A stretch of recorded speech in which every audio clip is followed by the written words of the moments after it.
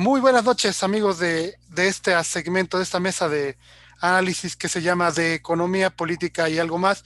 Nuevamente en este segundo programa con la agradable y distinguida presencia del doctor Raimundo Tenorio, profesor de emérito del TEC de Monterrey, y del profesor Cristian Salazar, también profesor y emérito de la FES Acatlán. Muy buenas noches, caballeros, bienvenidos nuevamente. Muy buenas noches, mi querido Fernando, Cristian, un placer. Buenas noches, doctor Fernando. Te agradezco, Fernando, que me digas emérito, pero en honor a quien de verdad se ha ganado esa trayectoria, debo decir que no soy emérito. Esa es una categoría que solo los grandes profesores tienen, mi querido Fer. Es bien humilde el profesor Cristian, este doctor. De verdad, ya lo invitaremos ahora que pase esto a un partido allá a la FES Acatlán. Preparan unos muy buenos asados, el profe Cristian, especialista, el coach Anaya también. Y ya tendremos la oportunidad de convivir por allá en un juego con todos los queridos y grandes amigos que usted también conoce, al coach Horacio, Sí, amigos de allá de la FES Acatlán, con un par de temas muy interesantes que van a dar para rato. Yo creo que aquí nos podemos pasar hablando 2 o 3 semanas del temas importantes, temas controversiales, temas coyunturales, que son la reforma eléctrica y las restricciones de las redes sociales. Adelante ustedes, ¿con qué tema empezamos? vamos, Cristian, con el de redes sociales, si quieres empezar, por favor. Muchas gracias, doctor. Pues de la misma manera que la vez pasada, en estos días se ha venido planteando la posibilidad de una reforma, o más bien de una iniciativa para regular a las redes sociales. En esta ocasión, el que la propuso fue el senador Ricardo Monreal, del grupo parlamentario de Movimiento de Regeneración Nacional, y donde, bueno, pues se ha controvertido o se ha puesto en la mesa de debate este tema que no solo es complicado en México, sino en el mundo.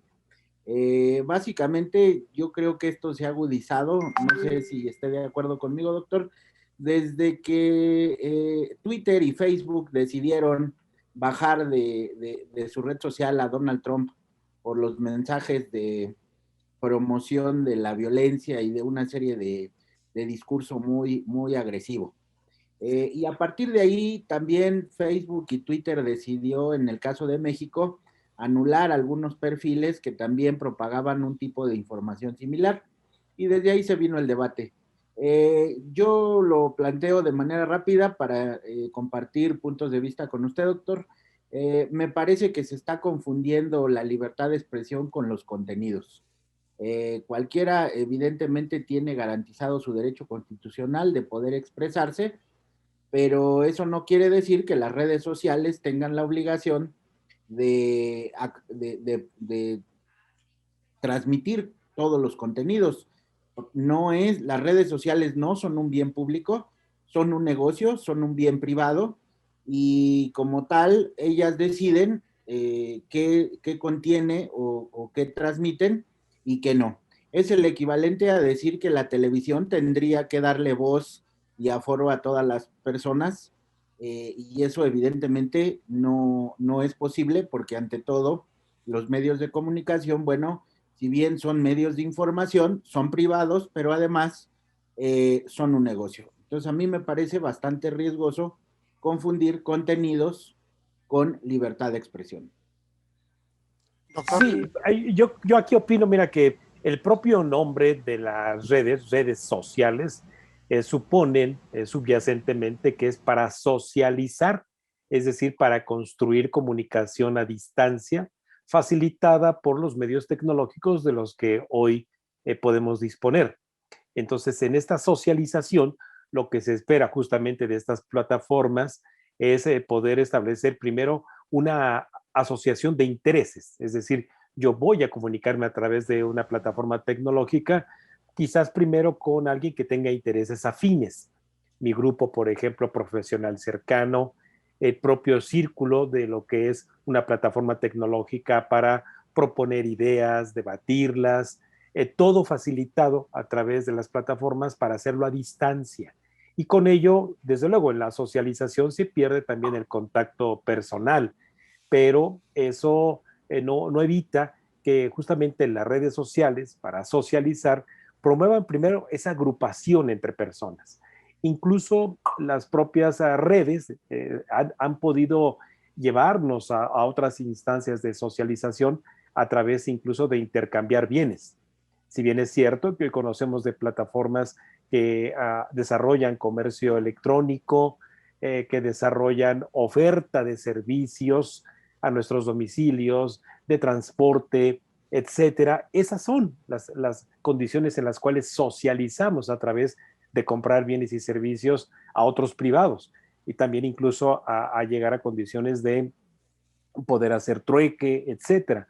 Entonces, estas plataformas establecen como condición para poder socializar justamente el no difundir información que ofenda la moral, que información evidentemente que esté restringida para menores, etcétera. Por eso es que cuando accedemos a registrarnos a una plataforma de este tipo, se nos pide leer un convenio en donde dice que en cualquier momento podemos ser suspendidos de esas plataformas para socializar en razón de que no estamos respetando el convenio que de buena fe se nos abrió esa posibilidad. Por la introducción que acaba de hacer Cristian justamente en esa propuesta de Ricardo Monreal, lo que pretende es llevárnoslo al campo mercantil, es decir, como si las plataformas tecnológicas hoy fueran justamente como lo menciona Cristian, un bien público, son un bien privado.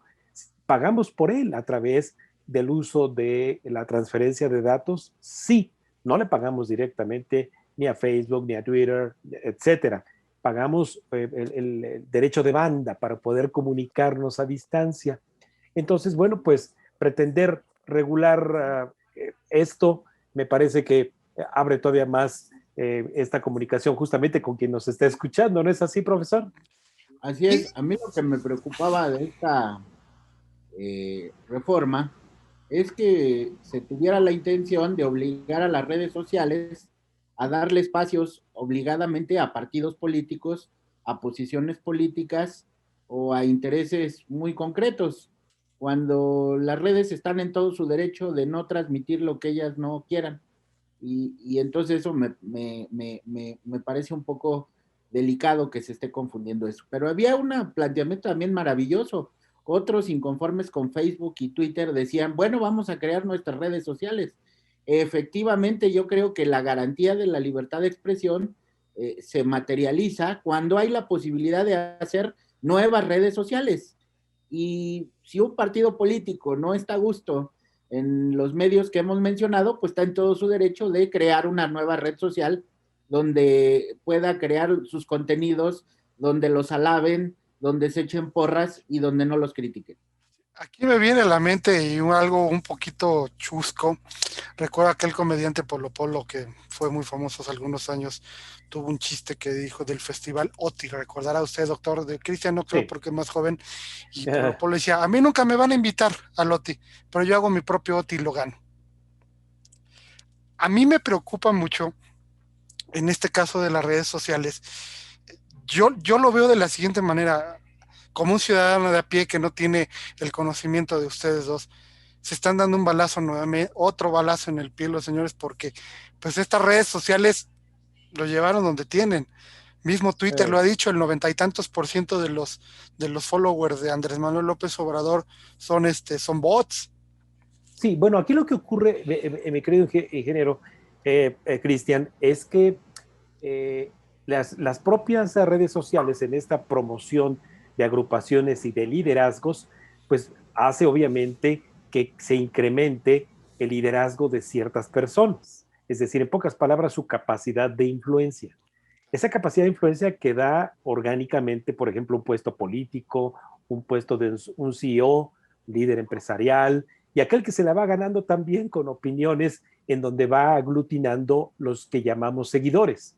Entonces, cuando hay esta capacidad de convocatoria de un líder natural, como lo es un líder político, el caso del señor Donald Trump, bueno, pues independientemente de que sus ideas sean incendiarias, una locura, o sean racionales, primero, tiene capacidad de convocatoria.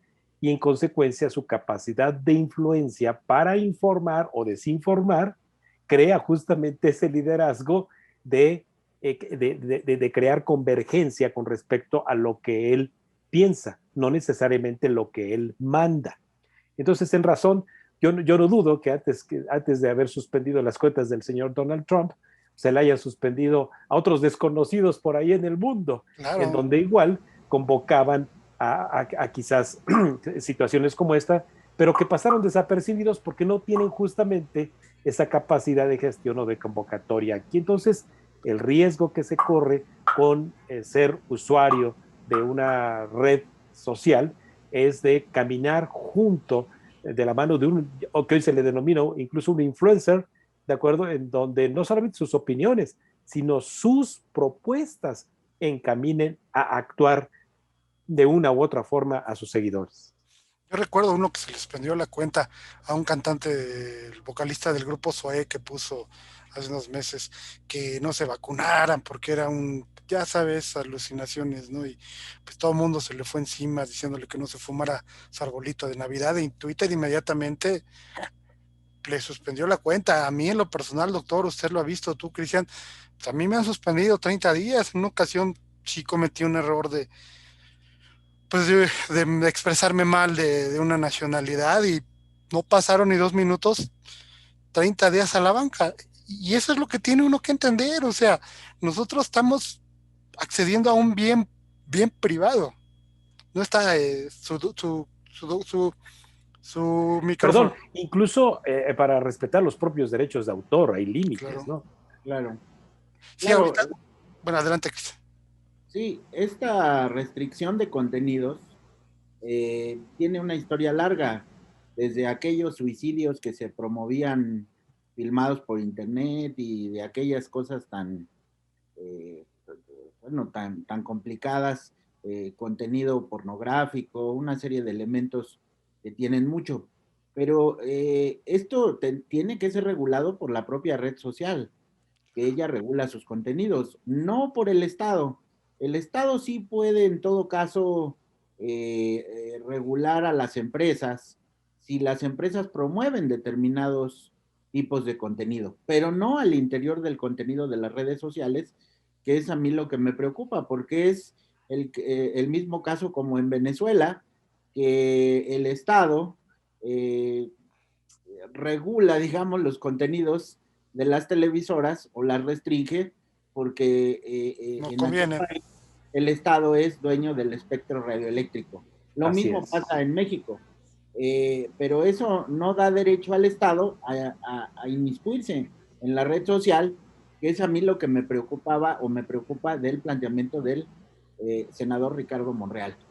Garantizar contenidos y esto me parece terrible. A mí me pareció maravilloso lo que hizo Twitter y Facebook con el señor Donald Trump, porque además este señor es un señor que tiene la posibilidad de invertir su dinero y crear otros canales de comunicación, porque aparte de todo, no le costaba nada el agredir, el insultar, el difundir miedo y el generar una serie de relaciones agresivas en el mundo. Y eso me parece terrible y yo celebré mucho el día que lo bajaron de Twitter y de Facebook. Sí, Fue, sí. fue muy agradable ver. Pero aquí también, como usted bien dijo, doctor, hace unos momentos, ustedes dos me conocen en Twitter, junto con otros grandes amigos, Sergio Telles, el Diablo. Pues nosotros somos unos personajes que tenemos un lenguaje muy coloquial, muy fuerte. Y a mí en lo personal Twitter nunca me ha censurado. Yo sí después pienso, ay caray, pues sí me excedí en este tweet, pero pues no me toman en cuenta, ¿verdad? Y nosotros, yo buscaba siempre un lugar donde expresarme, porque pues queríamos hablar un programa de televisión, queríamos hablar, no sé, a un programa de radio, y no teníamos esa comunicación, ¿no? Y ahora las redes sociales nos dieron esa oportunidad de nosotros tener nuestra propia opinión. Tú lo ves, Cristian, doctor, pues mi canal en el que yo dije, yo quiero hablar de esto, ¿no? Y esas son Sí. las grandes ventajas que para mí tienen las redes sociales. Y con todo respeto al senador Ricardo Monreal, no, no, no, mejor me detengo en mi opinión, por respeto a ustedes dos, respeto al público que nos escucha. Me detengo en No, mi bueno, opinión. sí, seguramente, bueno, también de lo que está cargada una propuesta de este tipo es a crear una condición de ideologización de lo que es un gobierno. Yo no dudo, pero nada, justamente que entre el camino de esta llamada transformación hacia un nuevo régimen de este gobierno esté justamente en ir midiendo el grado de vulnerabilidad de la sociedad y también de instituciones. Se hizo por parte del mismo senador Monreal con la propuesta de modificar la ley orgánica del Banco de México, ¿de acuerdo? Yo, aquí se los comenté en algún momento, yo no creí para nada que el propósito fuera, pues sí, provocar un cambio en la ley orgánica del Banco de México. No, no, no. Era medir el grado de vulnerabilidad de una institución. Así entonces ahora, ¿va? Con estas propuestas de ir allá hacia las libertades de asociación, de expresión, etcétera, tiene que ver con medir el grado de respuesta de la sociedad organizada o no y de las instituciones existentes para saber si siguen caminando en el rumbo de establecer un régimen y tú, como lo acabas de decir, Fernando, que te autocensuras de decir palabrotas, ¿verdad? Pero yo sí diría que en esas circunstancias lo que buscan es medir el agua a los camotes, ¿no? Y saber entonces hasta dónde pueden restringir con la mayoría legislativa que tienen, no solamente las libertades y las garantías individuales, sino también el establecimiento de un régimen que justamente regule y limite esas condiciones. ¿Qué más viste en esta reforma, en este intento, propuesta, Cristian? A mí lo que me parece triste es ciertas consideraciones. Yo coincido, para iniciar de una manera constructiva, yo coincido con el partido Morena en combatir la corrupción, en combatir la desigualdad, en enfrentar la pobreza y en muchos puntos de su agenda. Pero lo que me da tristeza, y fíjate cómo lo digo, me da tristeza que quieran tratar a la ciudadanía mexicana de esa manera, como si no entendiéramos de qué se tratan las temáticas. Con este discurso del bien y el mal, el bueno y el malo. Estos adjetivos, pues, evidentemente no operan para la vida real. Yo soy bueno o malo, pues soy los dos. Soy bueno para quien quiero y para quien me tiene afecto. Soy malo para con quien no tengo una buena relación y seguro tengo conflictos. Por eso, Claro. esa dualidad no funciona en la vida real. Lo que hay en la vida real son intereses, posturas y posiciones. Y en ese sentido, esta idea de tratarnos así, como si no supiéramos lo que implica este tipo de propuestas, me recuerda, no sé si está de acuerdo, doctor, al PRI más viejo y añejo del que se tenga idea. Y estoy hablando de los años 40, 50, donde el nivel de educación de la población mexicana, pues todavía apenas rayaba o como promedio tenía la primaria. Hoy día la ciudadanía mexicana es una ciudadanía consciente, con un alto nivel cultural, educativo, que ha avanzado. Es cierto, tenemos muchos retos por enfrentar, pero me parece que tratarnos de esta manera, pues no contribuye a elevar los niveles de discusión ni de la calidad de la democracia, evidentemente, en el país. Y de lo que se trata es, evidentemente, de crear un control. Y eso, en una democracia de alta calidad, no funciona. No, no. Así es. Inimaginable sería que, vaya, en circunstancias de este control de masas justamente al que se refiere Cristian, pues imaginemos que con red social y sin ella, simplemente con un programa muy bien diseñado por Goebbels, ¿verdad? En el régimen de Hitler, pues se logró instaurar un régimen Terrible. basado en una ideología bastante perversa, ¿no? Y ahí sin red social, simplemente establecieron el modelo de control de masas en el que pudieran implantar un régimen de esas dimensiones. Entonces, bueno, pues ahora el senador Ricardo Monreal, repito, para mí el señor en su intento de irle midiendo el grado de vulnerabilidad a las conciencias y a las propias instituciones que regulan hoy en día las telecomunicaciones, bueno, pues no es que se haya topado con pared, no, no, no, fue totalmente intencional, repito, para el propósito de saber, bueno, cómo van construyendo su modelo de régimen, que no es solamente un régimen que tendría que ver con la destrucción de instituciones, sino también con el control de masas. ¿Y en esto en qué pararía, Cristian? En tu experiencia, amplia Eh, experiencia, ¿en qué pararía? ¿En qué crees a que llegue esta? no, yo creo que sí va a tener dificultades la iniciativa. Primero hay que presentarla de manera completa, verla, discutirla. No es un consenso el que hay, no solo en México, en el mundo, hacia dónde ir caminando sobre la regulación a las redes sociales. Y también creo conveniente decirlo, a pesar de que me voy a desviar un poquito del tema, no me parece justo tampoco, por ejemplo, que el INE quiera regular las mañaneras.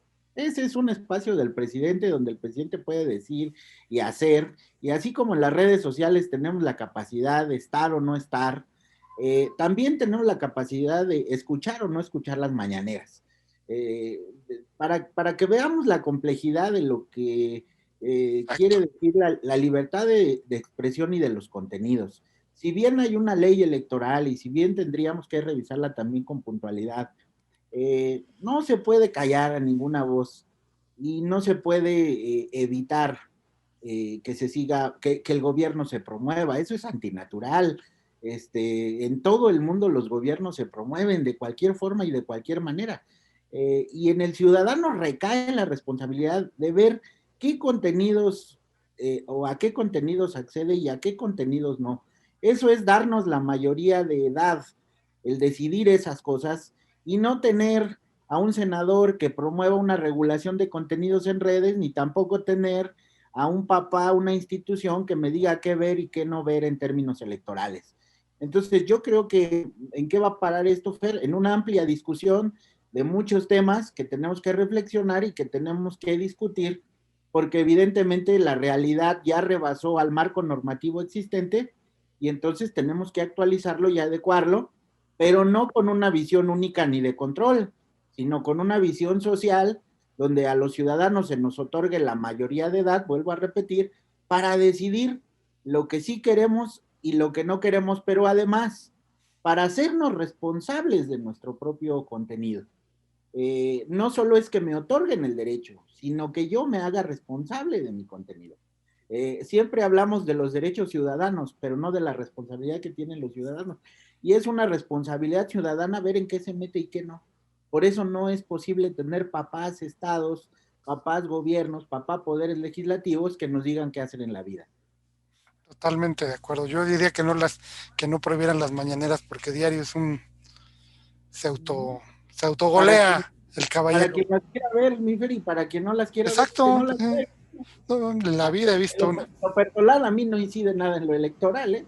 Con mañaneras o sin mañaneras, ¿eh?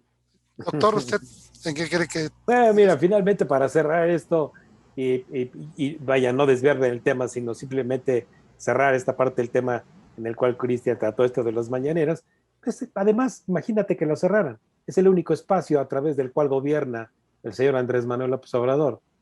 Digo, no quiero decir que sea el único momento en que trabaja, ¿verdad? Pero sí es el único momento en el cual da instrucciones a sus subordinados, repara con respecto a lo que se hizo mal el día de ayer, a lo que se hará durante el día. Así que, pues dejémoslo, hombre. Es su único espacio en el cual gobierna 2 a 3 horas. es su show? Y muy interesante y daría seguramente para más este tema. Doctor, pasemos a su tema, que es la reforma eléctrica. Sí, bueno, es un tema desde luego de coyuntura y me parece que rápidamente a quienes nos escuchan debemos de compartirles una cronología y una advertencia. No soy experto, no soy ingeniero eléctrico, soy un estudioso simplemente de la dinámica de las industrias, por ejemplo, en nuestro país desde el ámbito económico. Y la industria eléctrica, pues debemos imaginárnosla justamente como un sector proveedor de un recurso esencial para la producción, para la vida, para la comunicación, absolutamente para todo.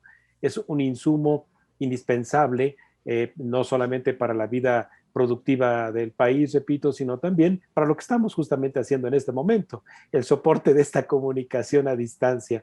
Pero bueno, en el camino, la forma en que nos hemos provisto de ese insumo ha sido no solamente por los inventos de los grandes científicos, sino también la forma en que producimos ese insumo.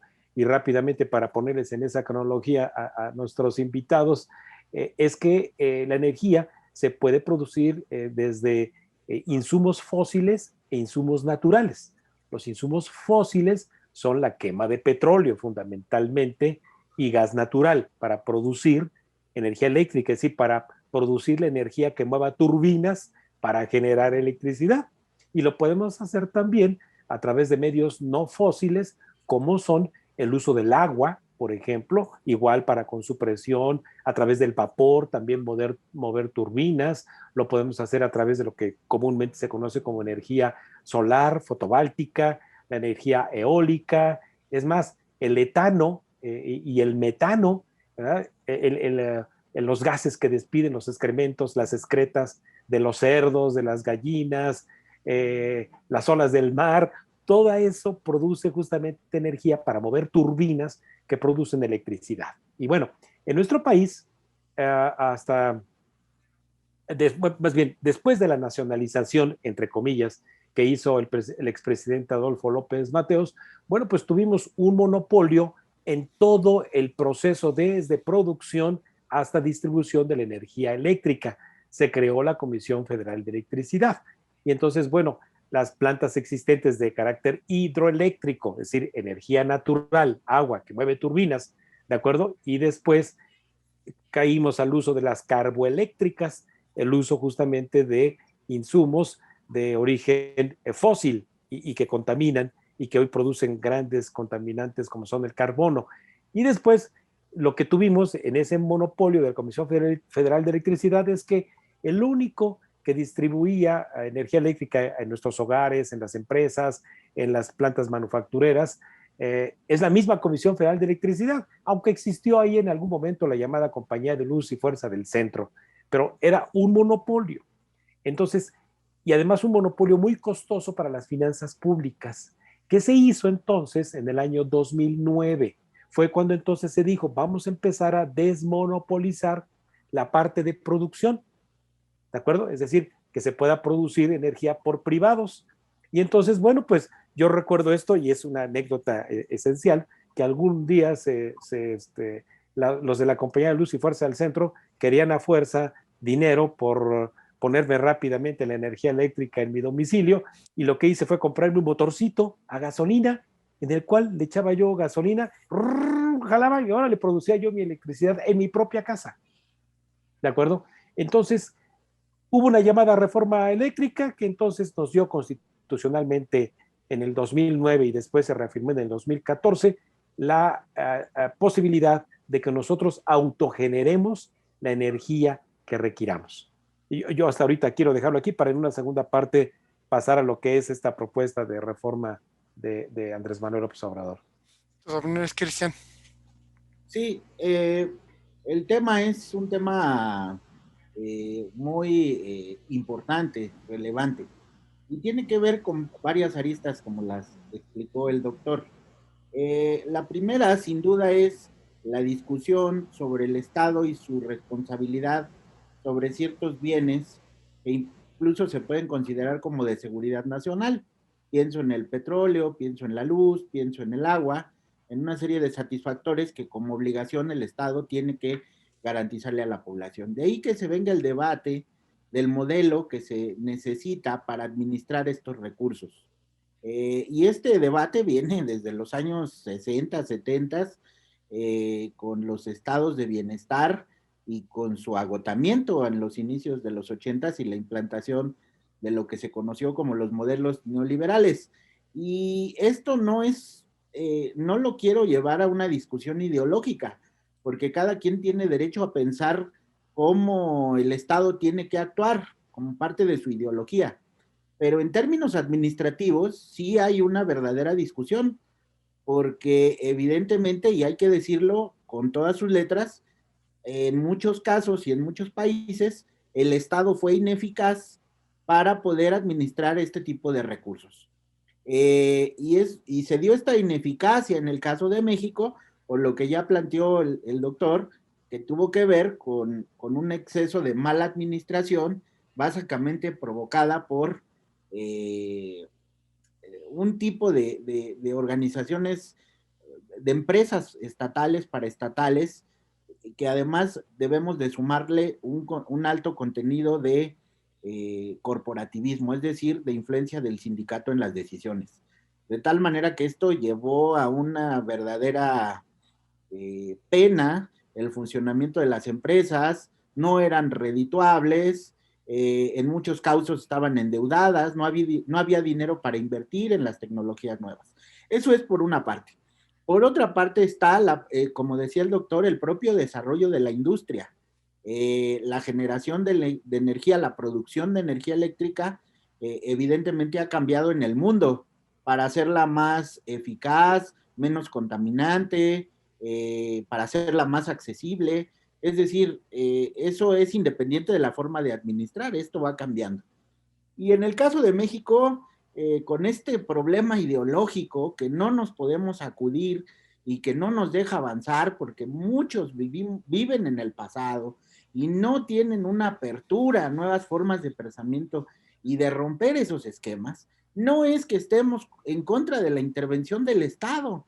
Yo no estoy en contra de la intervención del Estado, pero eso no me ciega, no me ciega a poder denunciar los malos manejos que ha tenido el Estado respecto de las empresas públicas, incluidas las de energía eléctrica. Y entonces a partir de ahí, pues yo creo que es un falso debate si es el Estado o es el mercado quien debe administrar el recurso. Yo creo que es una mezcla con un equilibrio de lo que debe ser la administración de este recurso.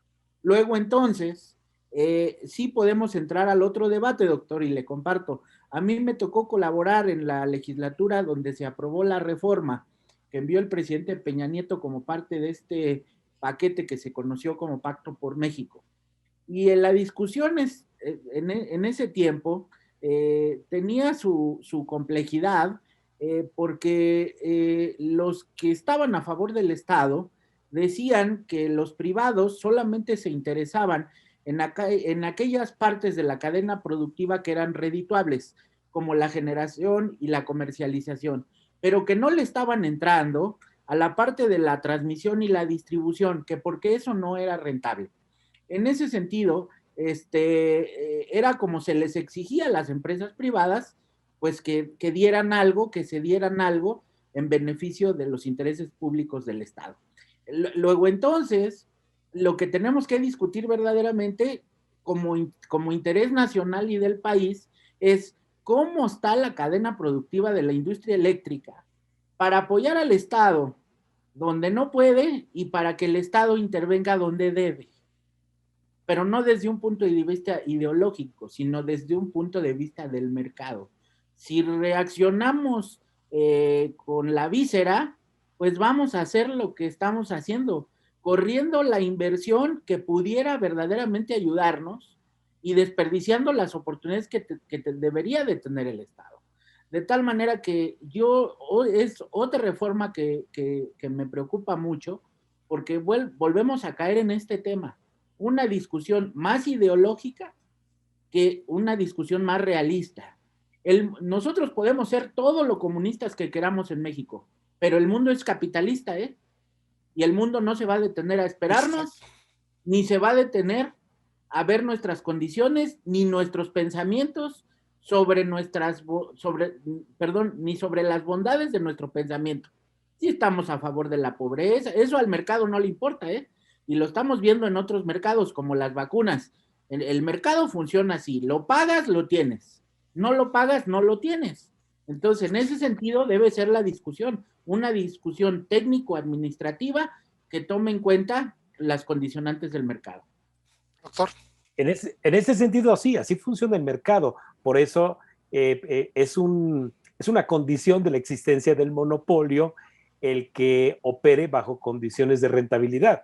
Si hay un monopolio, es decir, un único oferente de un bien o un servicio, y al no tener competencia, bueno, pues entonces no hay eficiencia para ahorrar costos, no hay eficiencia para innovar, y desde luego esto lo que provoca es una carga para el que es dueño de ese monopolio, en este caso el Estado, y además corrompe. y corrompe. ¿Por qué? Porque justamente como no hay ningún sustituto disponible que no sea el que un solo proveedor te instale la energía eléctrica para tu planta manufacturera o para tu domicilio, entonces, ¿quieres que haya prisa para suministrarte la energía eléctrica? Pues de a cómo nos arreglamos. Claro. Entonces, también fomenta el monopolio, la corrupción.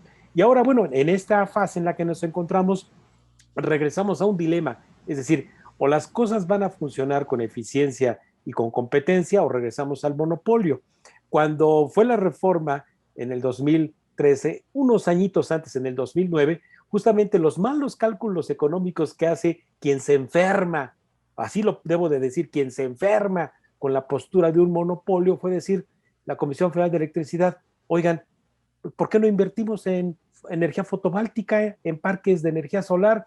Dijeron, no, es bien caro. Y sí, en el 2009 era muy caro instalar parques fotovoltaicos y también de energía eólica, pero no se imaginaron que justamente la innovación iba a ser tan rápida que hoy es justamente al revés. Hoy la energía más barata es la fotovoltaica, la eólica, porque son renovables.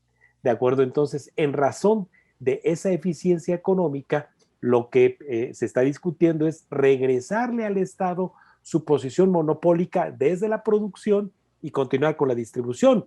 Tal y como está la reforma, es decir, a ver, la CFE debe de comprar lo más barato. Tal y como está la reforma, así es. Debe de comprar lo más barato, así sea, a las propias plantas hidroeléctricas que son de producción a base de agua o las de ciclo combinado, ¿verdad? Que es gas y que es obviamente energía también de vapor. Bueno, pues entonces esas son energías que produce la Comisión Federal de Electricidad, ¿de acuerdo? Y son eficientes, pero la otra parte que produce, que es la carboeléctrica, es totalmente ineficiente. Entonces, de acuerdo a la ley, ¿de quién tiene que abastecerse? De los productores privados de energías provenientes de energía fotovoltaica y energía eólica. Y entonces, como tiene que comprar la energía más barata hoy, que es la fotovoltaica y la eólica, esa energía que le está comprando la CFE para distribuirla en su monopolio, que es la distribución, las torres que vemos, los postes que están afuera de la casa, entonces tiene que comprarle al más barato y entonces deja fuera de mercado justamente a su proveedor más ineficiente. ¿De acuerdo? Así están las cosas. Entonces, ¿qué debería de ocurrir? Ver hacia el final con el consumidor, ayudarle al consumidor a que pague a precios de mercado la energía eléctrica, sería lo más justo que a mí me llegue a mi domicilio la energía más barata. Por eso incluso la ley me permite en este momento poner un panel solar aquí en la azotea de la casa, generar mi energía de autogestión, de autogeneración, con el panel solar acá arriba, la bajo a mi casa, tengo que entregársela a través de un certificado de energía limpia a la Comisión Federal de Electricidad para que me la regrese a través del cable y ya yo mismo con esa energía natural me estoy subsidiando mi propio recibo de luz porque invertí en qué? En un panel solar arriba en mi azotea, ¿de acuerdo? Y entonces lo que quiere esta reforma de Andrés Manuel López Obrador, y les pido por favor que lo lean a la letra en sus considerandos, que es revocar los permisos de autogeneración. Es decir, que Wow, incluso las terrible. propias familias que tienen panel solar arriba, ¿de acuerdo? Se les va a revocar el permiso. Eso dice la propuesta de Andrés Manuel, que dice que no le va a cambiar ni una chingada, perdón, coma. No, tiene razón, doctor, ¿Eh? adelante. Entonces, por favor, o sea, caray. Oh, Bueno, mejor denme tantito aire. es que, mire, doctor, usted, creo que estamos todos igual, porque es terrible, ya no haya uno, yo, ni cómo expresarse de una persona tan, Mira, tan ya tomé nefasta. aire. Sí, No tiene nada que ver con la persona. Tiene que ver con las ideas, ¿no? Sus sí, exacto. convicciones. Sí, uno trata de entender, ¿no? Sus convicciones, sus ideas.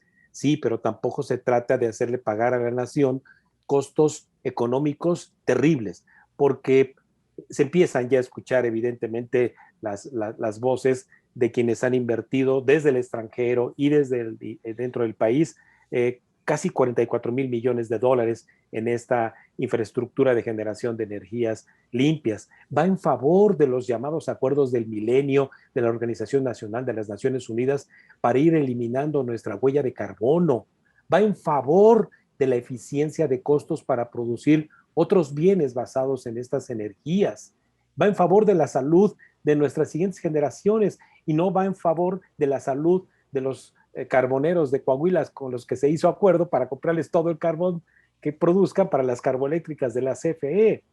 Esta contrarreforma, además que se está promoviendo, se dice que es para proveernos de energía más barata. No es cierto, están hechos los cálculos económicos y no es así. ¿Cómo nos podría seguir llegando la energía barata? Con subsidio. ¿Y qué es el subsidio? Se está tomando dinero de nuestros propios impuestos. Entonces, no nos hagamos gansos, ¿verdad? Y, es darle vuelta simplemente a una postura de orden ideológico. Cristian. Sí, qué bueno que lo menciona, doctor. No es un asunto personal. Yo reconozco en el presidente Andrés Manuel López Obrador un luchador social, un hombre que efectivamente denunció algunas prácticas fraudulentas y de corrupción. Eso es real. Eh, También fue un hombre que promovió algunos programas sociales que funcionaron cuando fue jefe de gobierno del Distrito Federal. Es decir, no es un asunto contra la persona. Sin en cambio, estas posturas sí son discutibles y debatibles y no tiene por qué causarles enojo que lo señalemos, puesto que es cierto que en los últimos años hubo también intereses y empresas que abusaron de algunos negocios. Pero no nos podemos quedar en el pasado, ni nos podemos quedar discutiendo cosas que ya no tienen sentido en este momento. Ni es cierto tampoco, también hay que aclararlo, no es cierto que todos los empresarios, de manera general, hayan abusado, ni que se hayan enriquecido, ni beneficiado ilícitamente. Eso tampoco es cierto. Simplemente como empresario, a veces utilizas lo que a tu derecho conviene y a veces, bueno, tienes éxito y la coyuntura te favorece. De tal manera que no podemos seguir, porque ese es el problema que yo le veo a esto, y lo voy a explicar porque no podemos seguir en este discurso de los empresarios son malos y el Estado es bueno. No, desde luego que el Estado también puede ser malo. Ahí está Hitler, ahí está Mussolini, lo acaba de decir el doctor. Maduro. Y también el mercado sin control es terrible. Y ahí están los videos que nos prueban cuando los ciudadanos americanos no tienen para costearse los hospitales privados, pues simplemente no los atienden. Entonces, vuelvo a hacer énfasis en esto. Discutir si es el mercado o el Estado es un falso debate. Tiene que haber un equilibrio en función de las condiciones o del contexto del entorno económico. No es posible lo que nos está explicando el doctor, que se prefiera producir a costos altos cuando haya otros productores que te lo venden más barato. No tiene lógica, no tiene razón, no tiene ningún sentido estar en esa posición, en esa postura, simplemente por un orgullo, no sé si ideológico, no sé si personal, pero eso no puede ser. Tú como consumidor, y voy a ser más radical que el doctor, discúlpenme ustedes, a mí no me interesa como consumidor racional de dónde venga la energía eléctrica. A mí lo que me interesa es que me llegue y que me llegue a buen precio para poderla comprar. Necesito la luz y necesito tener para pagarla. Y si eso lo puede asegurar una empresa privada, bienvenido, adelante, porque además me genera un beneficio. Y yo creo que esto, eh, no sé, me da mucha inquietud, me da mucho estrés. No sé si se lo han explicado al señor presidente, porque tiene asesores de primera que le digan estas cosas. Eso, yo no soy economista, como decía el doctor, pero eso me lo enseñaron en primer semestre de la carrera de Ciencia Política y Administración Pública. ¿Cómo se produce? ¿Cuándo? ¿Cómo la oferta y la demanda? Eso es básico de una materia. Entonces, lo que estamos viendo en este caso es que se están trastocando en aras del discurso del combate a la corrupción varios mercados. el de la energía eléctrica, el de las medicinas, el de las vacunas. Por eso decía yo, no, yo puedo tener mucho orgullo y puedo decir que los empresarios son el diablo y el mal, pero el mercado funciona así. O me adapto al mercado, o lo que va a suceder es una escasez terrible, porque nosotros no estamos entrándole a las reglas del mercado. Quiero decirles que cuando se firmó el Tratado de Libre Comercio con América del Norte, el NAFTA, y que entró en vigor el 1 de enero de 1994, todo el mundo decía que nos iban a arrasar, que Canadá y Estados Unidos nos iban a arrasar en el comercio. Y era un miedo que nos metían terriblemente. Y nosotros fuimos capaces de adaptarnos al mercado, fuimos capaces de venderles mercancías, fuimos capaces de apoderarnos de varios nichos de las cadenas productivas. ¿Eso qué quiere decir? Pues que sí tenemos la capacidad como país para entenderle al sistema y defender nuestros intereses.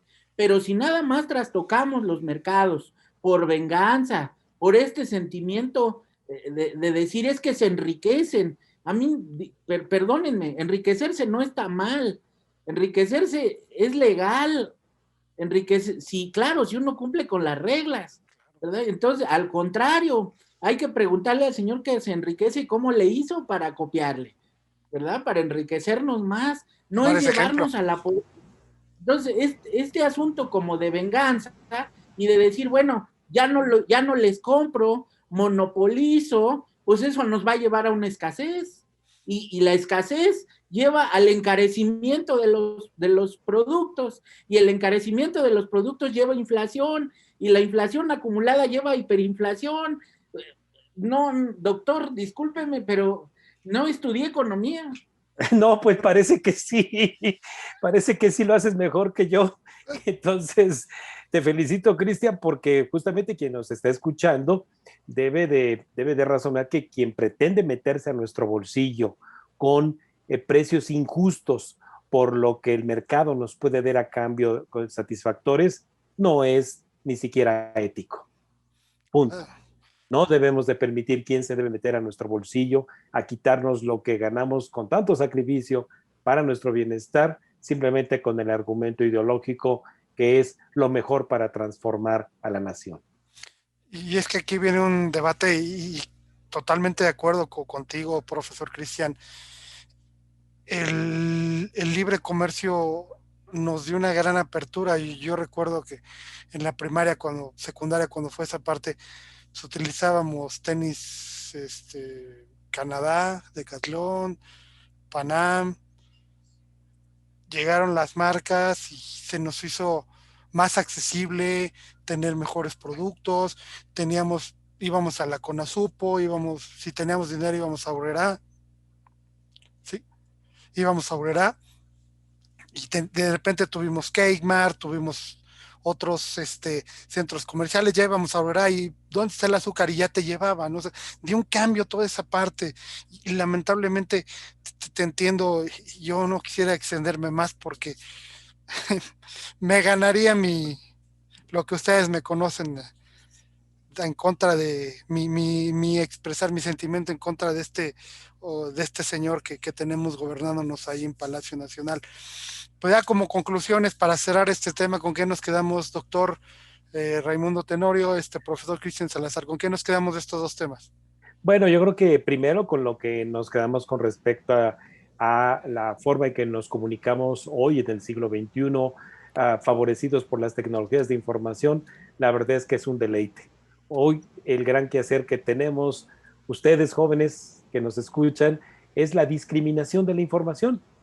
Yo, quien les hablo y además con estas canas, debo decirles que si algo como estudiante yo padecí, fue justamente la escasez de información y además el trabajo que era ir a buscar, meterse como rata de biblioteca o rata de centros de información a buscar información. Hoy el gran problema que tenemos es la discriminación de información y el acceso a esa información para traducirlo en libertad de expresión. Apreciémoslo, de veras, apreciemos esas libertades, defendamos nuestra libertad también de asociación y desde luego también nuestras propias garantías de libre circulación. Eso también es muy importante. Y bueno, con respecto al tema que ha abierto el propio gobierno para trastocar los intereses económicos de las personas al proponer una contrarreforma eléctrica. Falta todavía por verse el camino legislativo que va a seguir. Se abrió apenas el Parlamento abierto, hay quien asiste nada más a una postura de carácter ideológico, así que seguramente aquí seguiremos presentando a ustedes nuestras reflexiones, como lo advertimos desde el primer programa, para que usted cree sus propios juicios de valor. Nosotros somos simplemente instrumentos, ¿verdad?, de traer esta discusión, esta reflexión en esta mesa de análisis con Fernando y con Cristian, por lo cual yo en esta segunda ocasión me siento profundamente agradecido. Muchas gracias, doctor. Y usted, como lo he comentado anteriormente con uno de los programas para mí más exitosos en cuestión de economía y finanzas, su programa, doctor Cuentas Claras, pasa ¿por qué canal, qué frecuencia y qué días? Si puede abrir su micrófono, doctor, por favor. Pasa los martes a las 6 de la tarde en el canal 34.2 de TV Mexiquense, repetición mañana sábado a las 6 de la tarde, Cuentas Claras, y desde luego ya con una aplicación incluso en su teléfono móvil, ya pueden ponerla ahí, nada más les ocupa poquito espacio, 25 megas, y ustedes se conectan en vivo al programa. Aquí los asesoramos si hay alguna duda. Profesor Cristian Salazar, su Sí, reflexión, ¿con hoy qué te quedas? hablamos de dos reformas muy importantes, pero que hacen evidente la situación o que nos hacen entender un poco el estado actual de nuestra democracia. Y debemos entender que para que la democracia se consolide, debemos avanzar en las discusiones desde el punto de vista técnico, no solamente ideológico. Es válido discutir la ideología, es válido discutir los principios, pero ante todo debemos entender que estamos en un contexto que nos determina queramos o no queramos. Y en ese sentido debemos de tomarlo en cuenta. Y eso pasa por superar ciertas características que tenemos como sociedad. Seguimos viviendo en el pasado, seguimos añorando un pasado que ya se fue.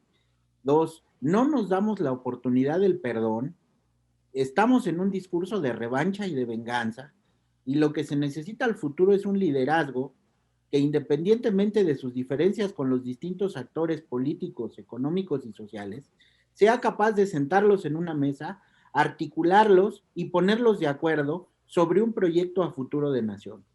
Y yo sí creo que esa posibilidad la puede realizar el presidente Andrés Manuel López Obrador.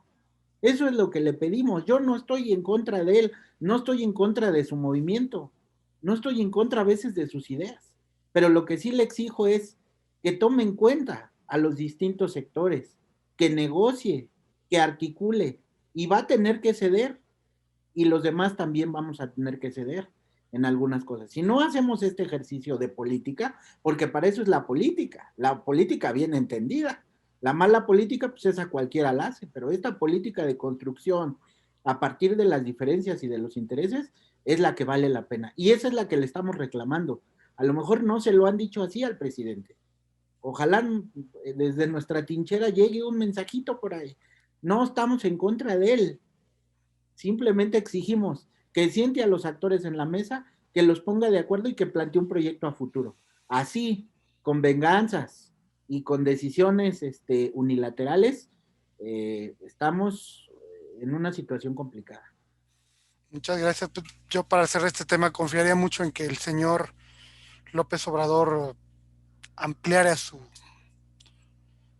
atención, ampliara sus oídos para escuchar todo este tipo de actores, porque nosotros, como bien dice, que no estamos en contra de él, estamos a favor del país, a favor de México, de que estamos todos en este barco y queremos lo mejor para todos, para nuestras familias, para nuestros hijos. Lo veo muy complicado por la forma de actuar del caballero, pero pues ojalá entienda que aquí estamos todos y que queremos un bien para México. Pues muy buenas noches a los dos, doctor Raimundo Tenorio, profesor Cristian Salazar, gracias por y nos vemos al auditorio en un par de semanitas con otros dos temas de coyuntura. Por favor, Cristian, para cerrar rapidísimo, tus redes sociales, doctor, sus redes sociales. Bueno, mis redes sociales son @CRSM en el Twitter y en Facebook, mi nombre, Cristian Roberto Salazar Montiel, para quien me quiera seguir. Muchas gracias. Doctor Tenorio. Bien, bueno, pues mi única red social es Twitter, recibo mensajes directos, es @Raimundo Tenorio, así como está corridito, @Raimundo Tenorio. Pues muchas gracias y muchas gracias por haber estado esta noche aquí con nosotros. Saludos a todos. Muy buenas noches. Buenas noches.